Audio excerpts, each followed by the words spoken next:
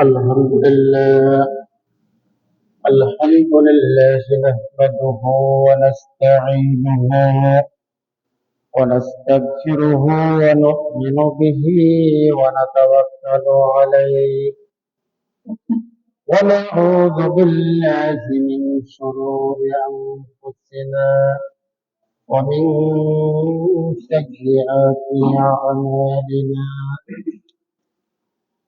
من يهده الله فلا مضل له ومن يضلل فلا هادي له ونشهد أن لا إله إلا الله وحده لا شريك له ونشهد أن سيدنا ومولانا محمدا عبده الذي أرسله بشيرا ونذيرا وداعيا إلى الله بإذنه وسراجا وقمرا منيرا فقد قال الله تعالى في كلامه المجيد والفرقانه الحميد أعوذ بالله من الشيطان الرجيم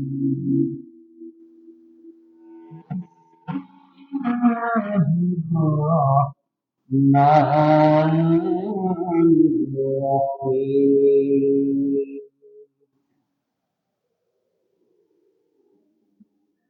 وقاتلوهم حتى لا تكون فتنة ويكون الدين كله لله فإن الله بما يعملون بصير قال الله تعالى في شان حديد إن الله وملائكته يصلون على النبي يا أيها الذين آمنوا صلوا عليه وسلموا تسليما اللهم صل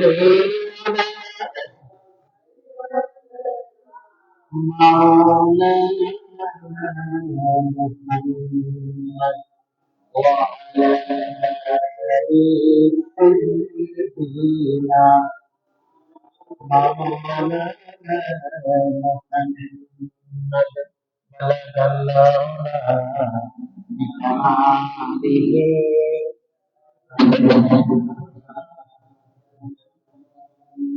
الصلاة الدنيا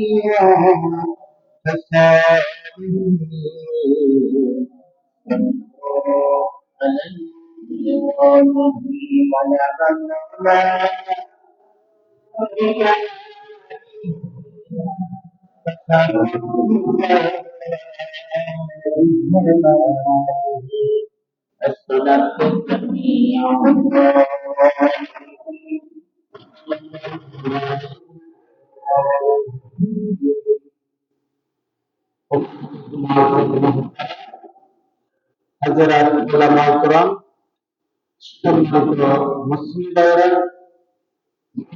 অন্তরালয়ে বসে আছে আমার সম্মানিত ঘুরিয়ে গুণান্বিতা সম্মানিত মা ও বোনেরা السلام عليكم ورحمة الله.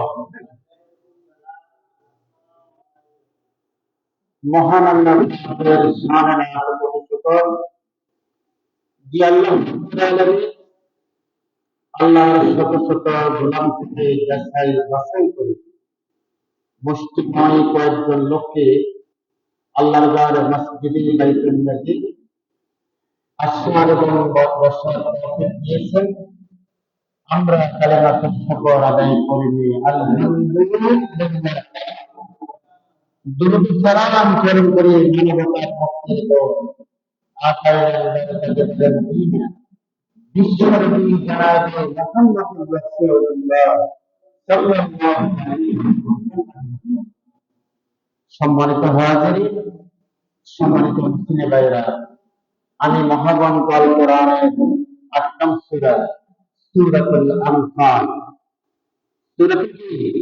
আনফাল এই সূরাটি মাদানী সূরা, আয়াত সংখ্যা হচ্ছে ৬৫ আয়াত রয়েছে। আমি সেখান থেকে একটি আয়াত তেলাওয়াত করেছি। কয়টি আয়াত? এই আয়াতটি নাযিল হয়েছে হুজুর সাল্লাল্লাহু আলাইহি সাল্লামের মক্কা জীবনে। আল্লাহ রাব্বুল আলামিন তার সাত্তালা ঘোষণা করেছে وقاتلوهم حتى لا تكون فتنة ويكون الدين كله لله।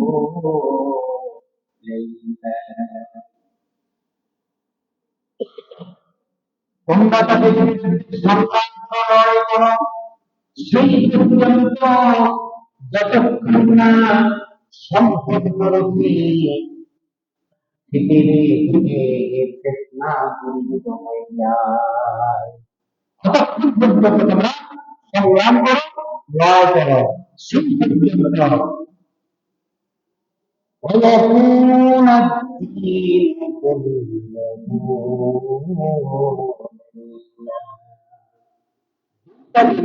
আল্লাহর জন্য বিজয়ী হয়। যেটা যেন কি আল্লাহর জন্য বিজয়ী হয়। আচ্ছা, ইমান ইসলাম, ইমান সংবিধান আল্লাহর জমিনে আল্লাহ প্রতিষ্ঠা না হওয়া পর্যন্ত সংগ্রাম করতে হবে। তা কাদের বিরুদ্ধে? কাদের বেঈমানদের বিরুদ্ধে সংগ্রাম করে যেতে হবে যতক্ষণ না ফিতনা দূরীভূত না হয়ে যায়। যতক্ষণ পর্যন্ত ফিতনা পৃথিবীতে চলবে ততক্ষণ পর্যন্ত সংগ্রাম করবে। কথা ঠিক না? এটা কি আমার কথা, আল্লাহর কথা? এখন পৃথিবীতে ফিতনা আছে না? আমি গত জুমায় কিয়ামত সম্পর্কে আলোচনা করেছিলাম। কিয়ামতের দেখা দেওয়ার আগে কিয়ামত সংঘটিত হবে না। 10টা বড় আলামতের মধ্যে ১ নাম্বার হচ্ছে দাজ্জাল পৃথিবীতে ভ্রমণ করা। দাজ্জালের দেখা কোনটা? দ্বিতীয় নম্বর হচ্ছে ইমাম মাহদীর পৃথিবীতে আসা। তৃতীয় নম্বর হচ্ছে ঈসা আলাইহিস সালামের পৃথিবীতে আসা। কি? চতুর্থ হচ্ছে ইয়াজুজ মাজুজ পৃথিবীতে আগমন।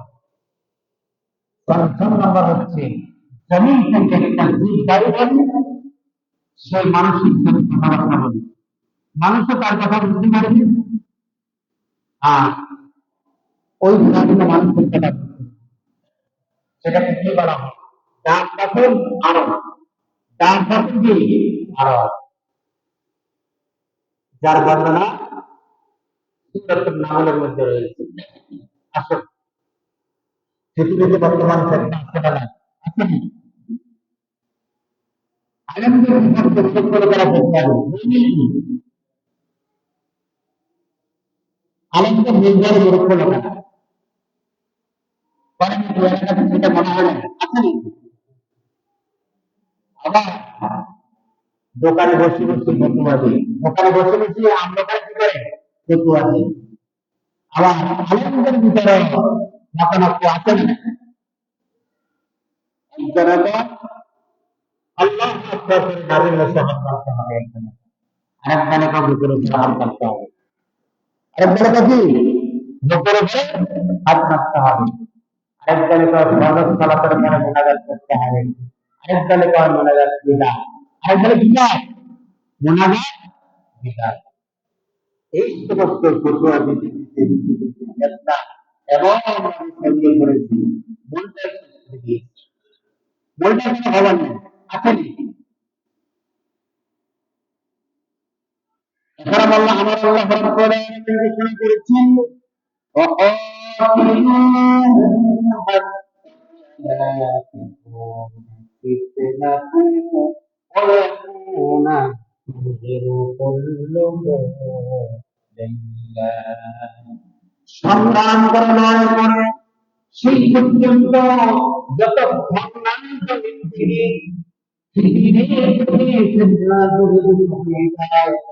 আর আল্লাহর জন্য দিনটা যেন কায়েম হয়ে যায়, দিনটা করবেন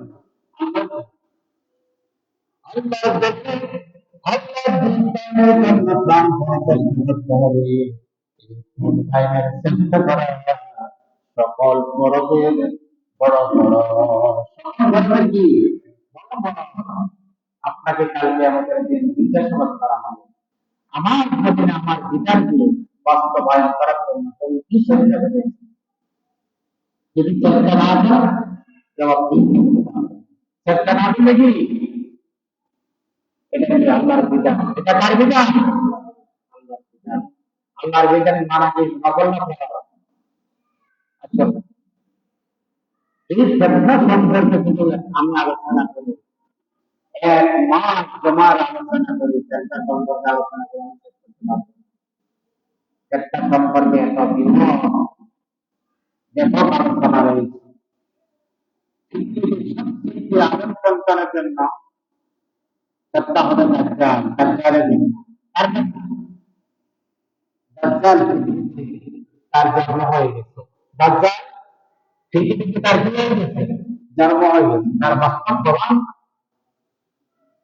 বুখারী এবং মুসলিম করে দিয়েছে, বুখারী করে দিয়েছে কত জায়গায় আল্লাহ নবী বিশ্বনবী জনাব মুহাম্মদ রাসূলুল্লাহ সাল্লাল্লাহু আলাইহি ওয়াসাল্লাম এর মসজিদে জোহরের নামাজ আদায় করেছেন, আর সকাল মুসল্লিদেরকে বলেছেন ও আমার ভাইরা, ও আমার মুসলিমরা তোমরা নামাজ শেষে সারিবদ্ধভাবে যার যার জায়গায় যে যেন বসে যায়, যার যার জায়গায় সে যেন কি বসে যায়, ফাতিমা বিনতে কায়েস, ফাতিমা বিনতে কি কায়েস মহিলা মুসল্লিদের মধ্যে তিনি প্রথম সারিতে ছিলেন, মহিলা মুসল্লিদের মধ্যে তিনি প্রথম কাতারে ছিলেন, তিনি বলেন আল্লাহর নবী বিশ্বনবী বলছে যোহর নামাজ সম্পন্ন করে আমার মুসল্লিয়ানে কেরাম তোমরা যার যার জায়গায় তোমরা বসে পড়ো। আজকে তোমাদের মাঝে বিশেষ গুরুত্বপূর্ণ আলোচনা রয়েছে, ফাতিমা বিনতে কায়েস রাদিয়াল্লাহু আনহা তিনি বর্ণনা করেন আল্লাহর নবী ঘোষণা করেছেন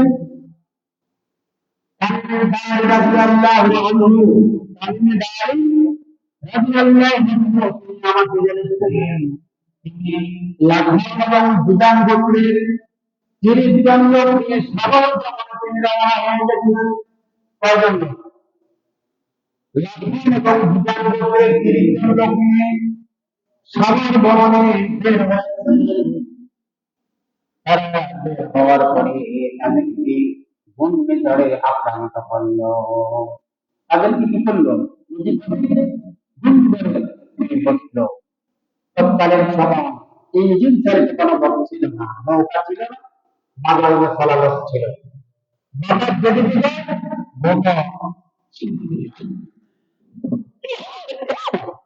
তারা 6 মাসের ডাল চাল খাওয়ার সামগ্রী এগুলা সব কিছু দিয়ে তারা নৌকায় আরোহণ করার পরে তাদেরকে তুফান এমন জায়গায় নিয়ে গেল যেখানে একটা দ্বীপ ছিল, সেখানে একটা দ্বীপের সন্ধান করে তখন সেখানে তারা ওই দ্বীপের মধ্যে নৌকা লঙ্ঘন করে ওই দ্বীপটা লঙ্ঘন করতে প্রমাণ করে। ওই দ্বীপ লঙ্ঘন করার পরে তারা একটা তার মুখমণ্ডল সিংহের মতো, তার মুখমণ্ডল বাল্যকের মতো, সাম্প্রদায়িক সিংহের মতো, বাংলা কি সিংহের মতো, কিন্তু সে কথা বলতে পারে, সেটি কথা বলতে পারে। আরবরাষ্ট্র তারা তাকে জিজ্ঞেস করল, মানবতা তুমি কি?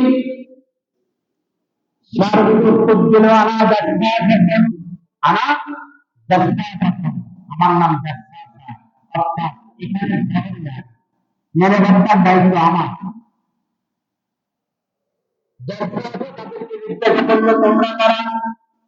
তামিমদার রাদিয়াল্লাহু আনহু বললেন, আমরা সাগর তোমার দেশ থেকে তোমরা প্রতিনিধি ছিল। জাসসাসা বলল, তোমাদের জন্য এই যে একটা লোক তোমাদের জন্য অপেক্ষা করতেছে।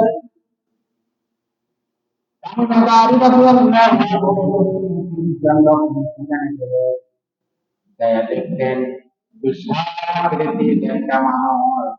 কোন কোন বর্ণনা এসেছে তোমাদের দেহের চারজন বিশিষ্ট একটা একটা মানুষ অ্যাকসেপ্ট করলে যতটুকু হয় এতটুকু একটা মানুষ। আরেকটা বর্ণনা এসেছে একটা মানুষ একটা অর্ধেক মানুষের অংশটা একসাথে মিলিত করলে যতটুকু একটা মানুষ হয়ে যায় মানুষ এতটা আকারের একটা মানুষ সেখানে শীতল বন্দি অবস্থায় বসে আছে। কি অবস্থা বসে আছে? শীতল বন্দি। তার এভাবে বসা, তার হাতে এবং হাতের মধ্যে শীতল বন্দি থেকে রেখেছে। তার একটা ঠোঁট আছে, দাঁতালে কয়টা ঠোঁট থাকবে? তার একটা ঠোঁট, আর বাম চোখ কানা, বাম চোখ নেই, বাম চোখ নাই। তার চোখের মধ্যে একটা চোখ রয়েছে, আর তার চোখের দেখা আছে তিনটা তিনটা আরো ব্যাখ্যা করলে কি হয়? কাপে তিনটা আরো ব্যাখ্যা করলে কি হয়? তামিমদার রাদিয়াল্লাহু আনহু তিনি প্রশ্ন করলেন, তুমি কি বলছো না আনা মাসিহুদ দাজ্জাল, আমি হচ্ছে মাসিহ, আমি অনতিবিলম্বে পৃথিবীতে প্রকাশ পাবো, আমি অনতিবিলম্বে পৃথিবীতে প্রকাশ পাবো। তামিমদার রাদিয়াল্লাহু আনহু দাজ্জাল তাকে প্রশ্ন করলেন, তোমরা কারা? তামিমদার রাদিয়াল্লাহু আনহু বললেন, আমরা মুহাম্মদ। দাজ্জাল বলল, এখন আর কোন নবী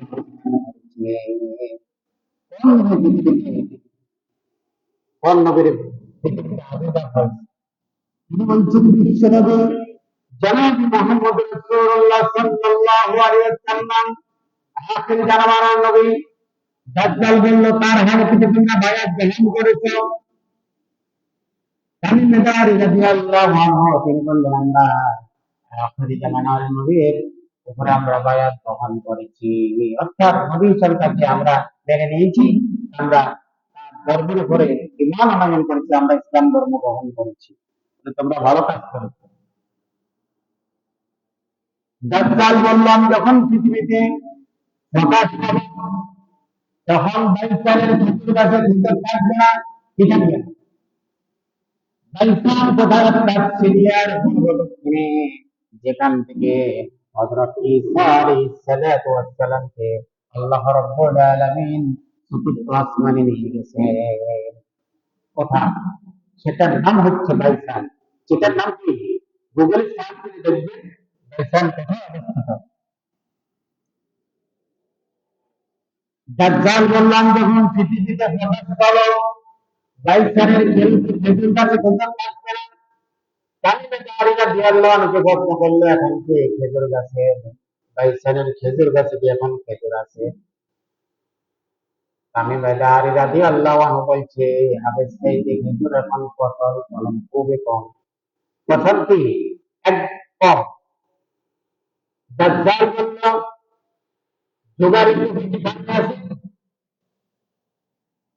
তামিমে দাঁড়ি রাদিয়াল্লাহু আনহু বলল, জোগাড়ের কথা কমে এসেছে, তবে চাষাবাদ চলে। চাষাবাদ কি চলে? ওই পুকুরে পানি দিয়ে চাষাবাদ চলে। দাজ্জাল বলল, রাবা কবে কি পানি আছে? তামিমে রাদিয়াল্লাহু আনহু তিনি বললেন, হ্যাঁ রাবা কবে পানি আছে। আর দাজ্জাল বলল, তাবরিয়া ভূসাগরে কি এখন পানি আছে? তামিমে রাদিয়াল্লাহু আনহু বললেন, তাবরিয়া সাগরে পানি এখনো আছে। দাজ্জাল বলল, পৃথিবীতে যখন আমি প্রকাশ পাবো, তাবরিয়া ভূসাগরে পানি থাকবে না, জোগাড়ের পুকুরেও পানি থাকবে না, রাবা পুকুরেও পানি থাকবে না, আর বাইসানের খেজুর গাছেও খেজুর থাকবে না। বাইসানের খেজুর গাছেও খেজুর থাকবে না।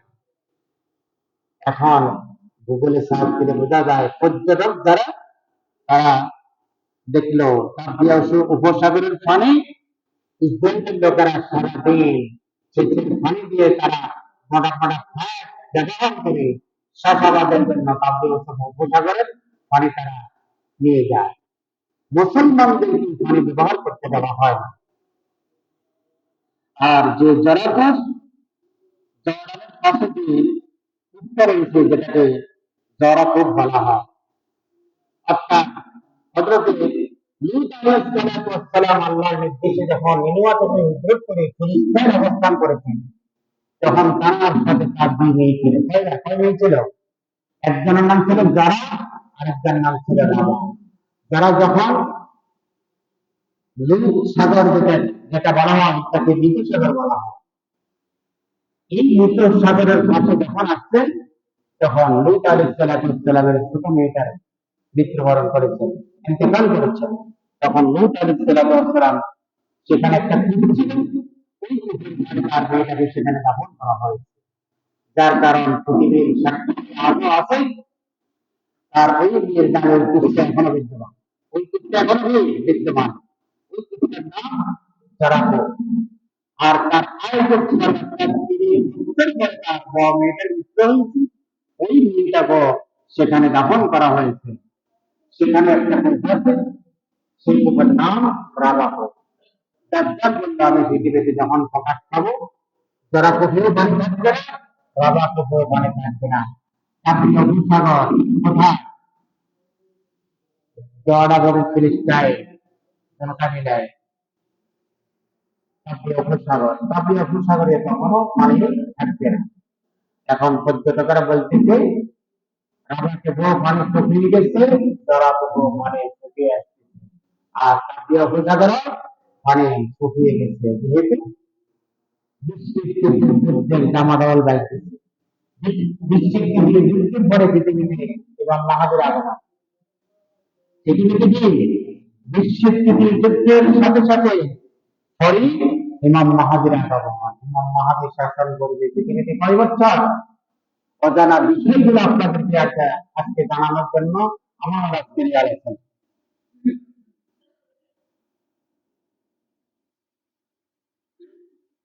ইমাম মাহাদি পৃথিবী শাসন করবে কয় বছর?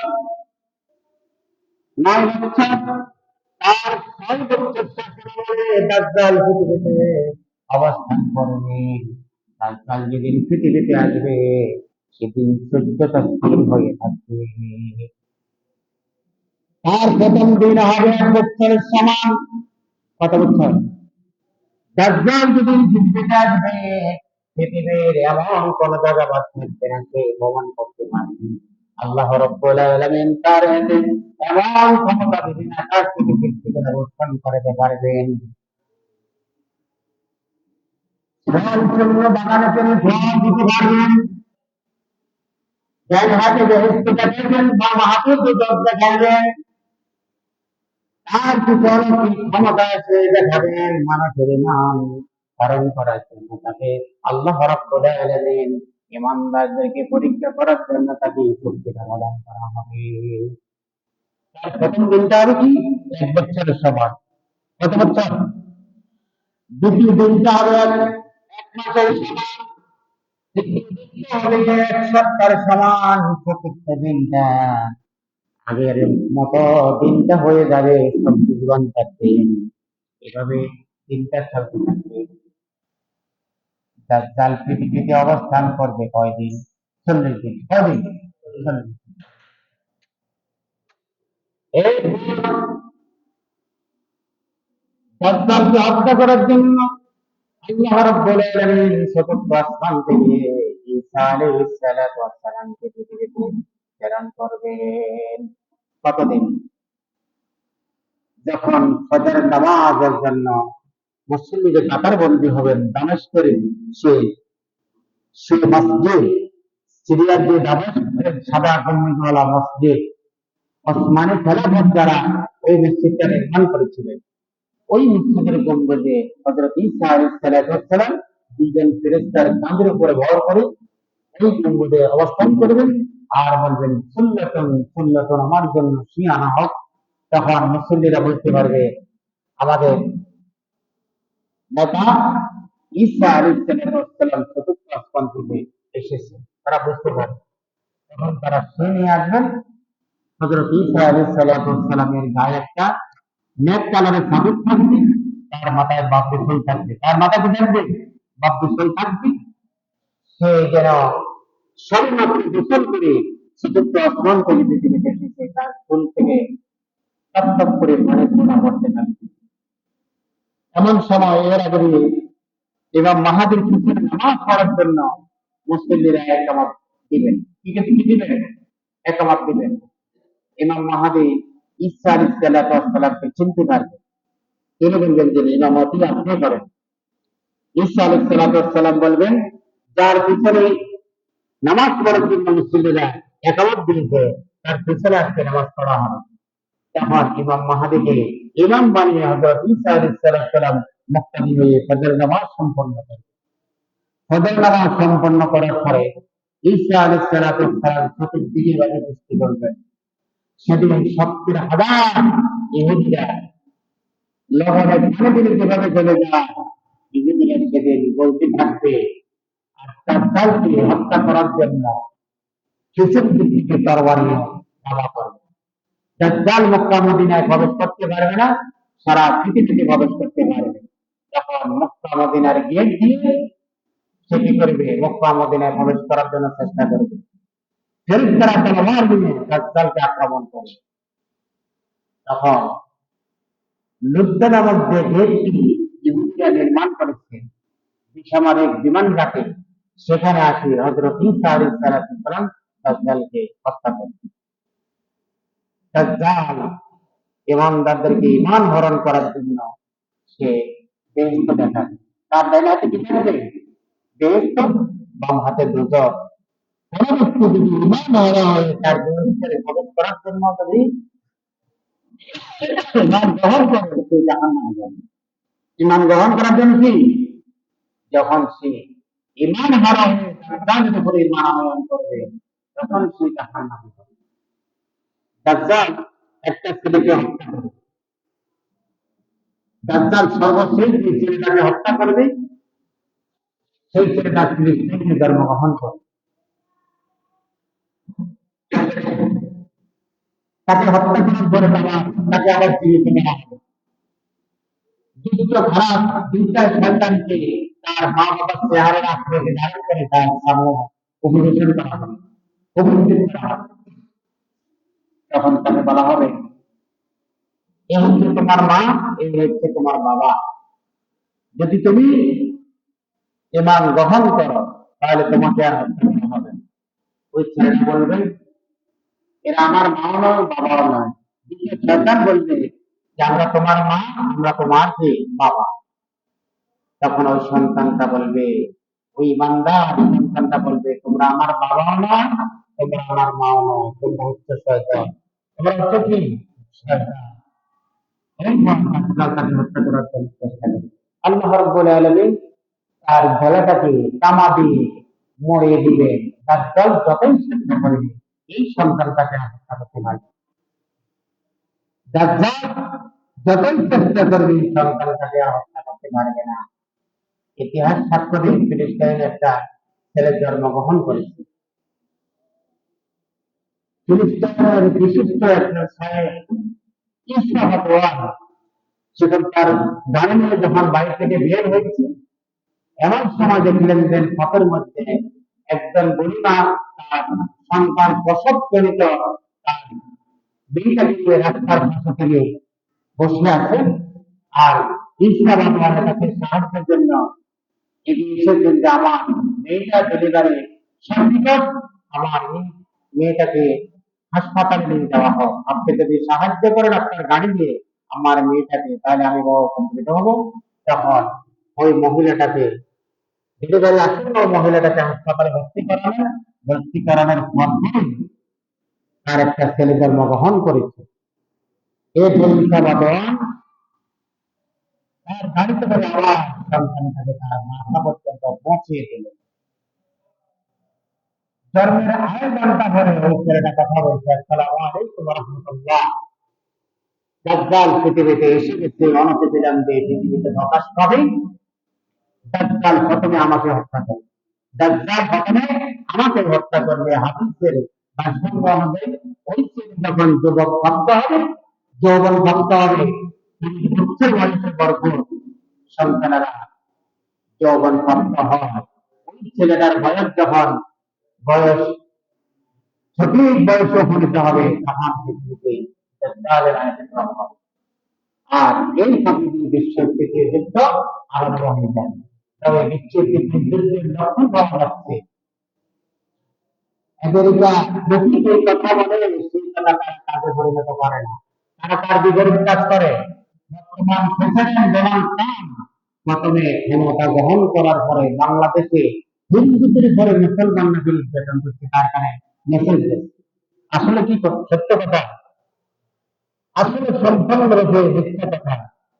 তাহলে ইহুদি নাসারারা সব এক, কিন্তু মুসলমান বিভিন্ন দলে বিভক্ত। মুসলমান কি বিভিন্ন দলে বিভক্ত। আল্লাহ রাব্বুল আলামিন জানার পর জানানি ঘোষণা করেছেন, বিহাবলিল্লাহি জামিআ ওয়ালা তাফাররাকু ওয়াতাসিমু বিহাবলিল্লাহি জামিআ, তোমরা একতাবদ্ধ হয়ে যাও, ওয়ালা তাফাররাকু, তোমরা বিচ্ছিন্ন হয়ো না।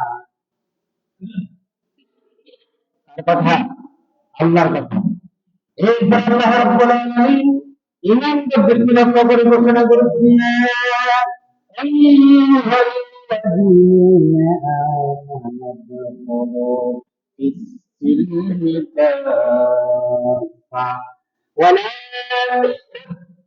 তাত্তাবি'উ খুতুওয়াতিশ শাইতান ইন্নাহু লাকুম আদুউম মুবিন। ইমানদার বান্দাগণ, জান্নাতি তোমরা পড়ছে আমার হলো তোমরা দাখিল হও ইসলামের মধ্যে কাফা পূর্ণাঙ্গের রূপে, ওয়ালা তাত্তাবিউ খুতুওয়াতিশ শাইতান, শয়তানের পথ তোমরা অনুসরণ করিও না। তোমার দুঃখম মুবিন, নিশ্চয় নিশ্চয় শয়তান হচ্ছে তোমাদের প্রকাশ্য দুশমন। শয়তান তোমাদের কি প্রকাশ্য দুশমন। শয়তানের অনুসরণ করা যাবে না, তাবাদারি করা যাবে না। আফসোস পৃথিবীর বিষয়, কিন্তু বিরোধী ডাক্তারা আছে, তারা এক হয়ে গেছে। অথচ মুসলমান আমাদের গোপাল করা যাবে, আমরা এখনো এক হতে পারি না। আমরা এখনো কি এক হতে পারি না। অথচ আল্লাহ রাব্বুল আলামিন আমাদের দিকে বলছেন, وَاعْتَصِمُوا بِحَبْلِ اللَّهِ جَمِيعًا وَلَا تَفَرَّقُوا وَاعْتَصِمُوا بِحَبْلِ اللَّهِ جَمِيعًا, তোমরা একতাবদ্ধ হয়ে যাও। আর বিহাবলিল্লাহি জামিআ, তোমরা একতাবদ্ধ হয়ে যাও। ওয়ালা তাফাররাকু, তোমরা পরস্পর বিচ্ছিন্ন হয়ে যেও না। তোমরা পরস্পরকে বিচ্ছিন্ন হয়ে যেও। আজকে আমরা বিভিন্ন দলে বিভক্ত, আমরা বিভিন্ন দলে কি বিভক্ত। একজন ফতোয়াবাদী করে এক রকমের ফেতনা ছড়ায়, আরেক দল ফিতনা ফতোয়া দিয়ে আরেক রকমের ফেতনা সৃষ্টি করে। এখন আর ফতোয়া দেওয়ার সময় না, এখন অক্ষম হওয়ার সময়। এখন কি অক্ষম হওয়ার সময়। সমস্ত মুসলমান যদি এক না হয়, মুসলমানের কুমারে খারাপই আছে, মুসলমানের কুমারে কি আছে, খারাপই আছে। ফিলিস্তাইনে গত মাসে 70,000 মুসলিম মুজাহিদরা তারা শাহাদাত বরণ করে। 17,000 শুধু শিশু এবং মহিলা। কোথায় আপনি কানে তেল দিয়ে ঘুমাচ্ছেন? ইহুদি নাসারা গুলা দিন রয়েছে, তো দিক থেকে আমাদেরকে বেষ্টন করে ফেলছে। অথচ মুসলমান এখনো দুনিয়া, মুসলমান এখনো কি আছে, দুনিয়া আছে। وقاتلوهم حتى لا تكون فتنة ويكون الدين كله لله। আমার আল্লাহ বলেন, সংগ্রাম করো, লড়াই করো সেই পর্যন্ত যতক্ষণ না জমিন থেকে ফিতনা প্রতিহিত হয়ে যায়।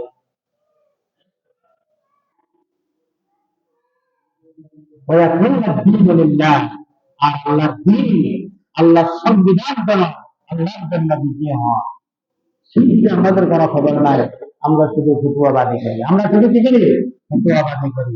ফতুয়াবাদীর সময় শেষ, ঐক্য হওয়ার সময় এসে গেছে আমাদের মাঝে। সম্মানিত হাজিরিন, সম্মানিত উপস্থিতি, আমি যতটুকু আলোচনা করেছি, আমার এই আলোচনার উপরে আমাকে যারা শ্রবণ করেছেন সকলকে আমল করার তৌফিক দান করুন। ওয়া আখিরু দাওয়ানা আলহামদুলিল্লাহি রাব্বিল আলামিন।